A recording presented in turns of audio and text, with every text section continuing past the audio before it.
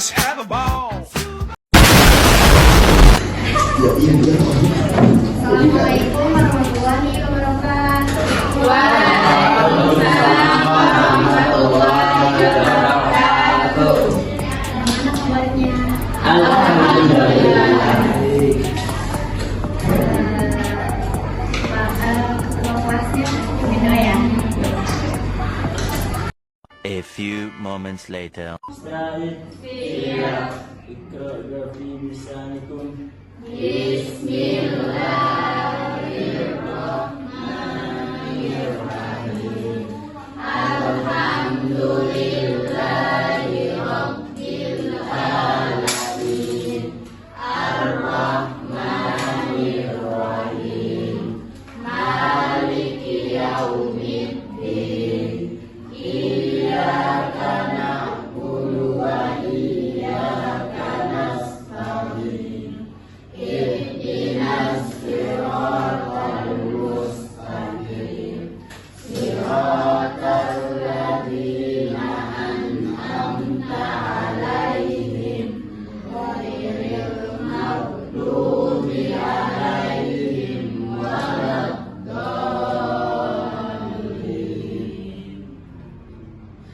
Tasliman. Assalamualaikum warahmatullahi wabarakatuh. Jadi sebelum kita belajar hari ini, Ibu gimana ya? Ibu mau menanyakan tentang pelajaran hari ini. Siapa yang tahu? 2 hours later. Al-Quran dan hadis. Quran dan hadis. Nah, di sini akan menjelaskan tentang Al-Quran dan hadis. Jadi judul hari ini itu betapa otentiknya kitab buku. Jadi sebelum ibu memulai pelajaran yang bertema ini ya. Jadi itu sebelum materi ini itu judulnya itu ada pengertian Al-Quran dan kitabku. Coba kalian, di antara kalian ada yang tahu nggak pengertian Al-Quran itu apa sih? Al-Quran itu, iya benar, Al-Quran itu pedoman. Al-Quran itu kalamullah. Al-Quran itu diturunkan oleh Allah melalui malaikat Jibril.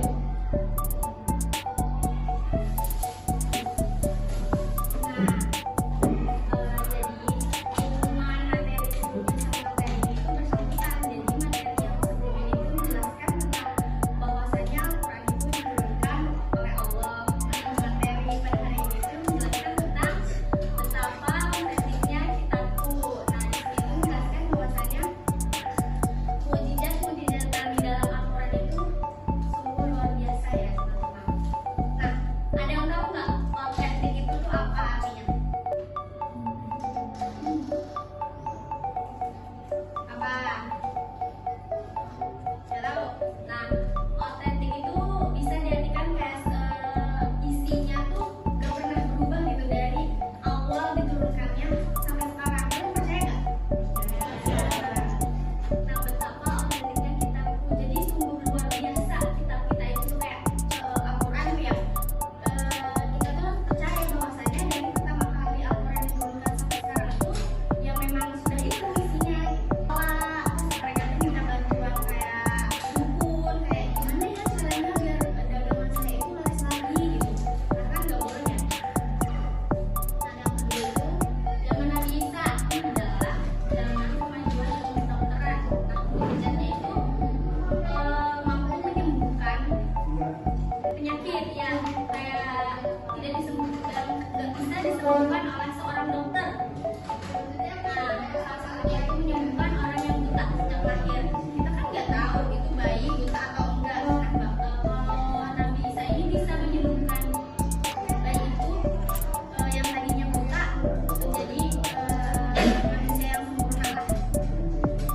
Yang terakhir itu Nabi kita Nabi Muhammad SAW adalah zaman kemasan. Maka mukjizat utamanya adalah kelimpahan kitab suci, ayat-ayatnya mengandung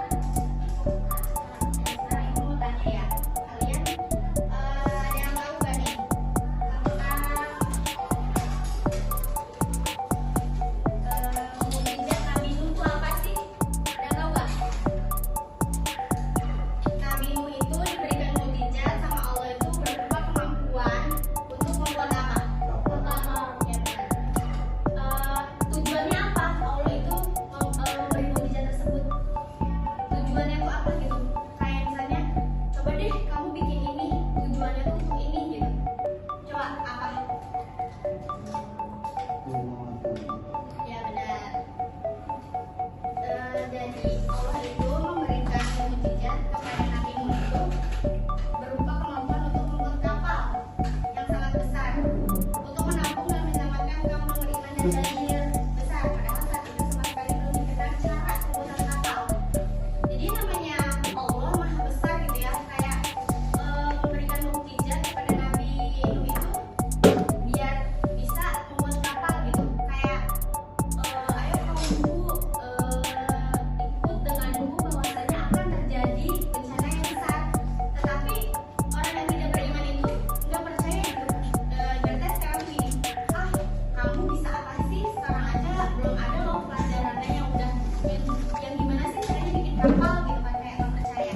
Tapi kalau akhirnya kejadian kan banjir besar, pengikut Nabi Nuh itu selamat.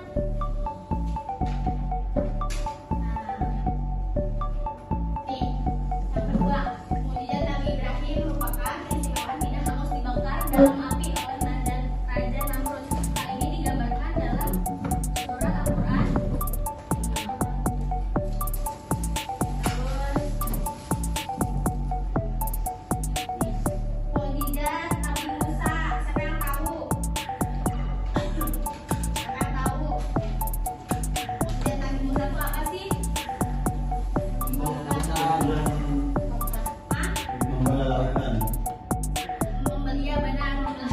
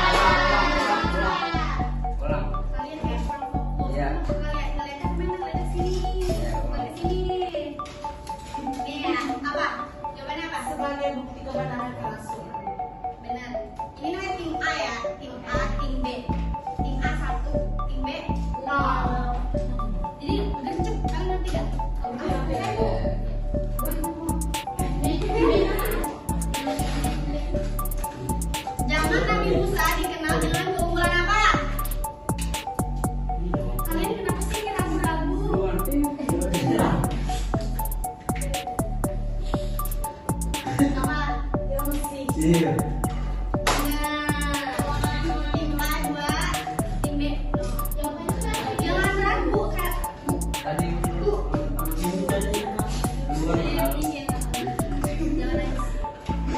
ketiga, apa yang menunjukkan kalau kita Al-Quran? Sini duluan. Apa? Tidak pernah berubah sejak diturunkan. Benar. Tapi kalau misalnya dia mulu yang jawab, gugur ya. Kayak tadi aja lah. ini nih. Nggak Dia kertas. apa coba jawabannya?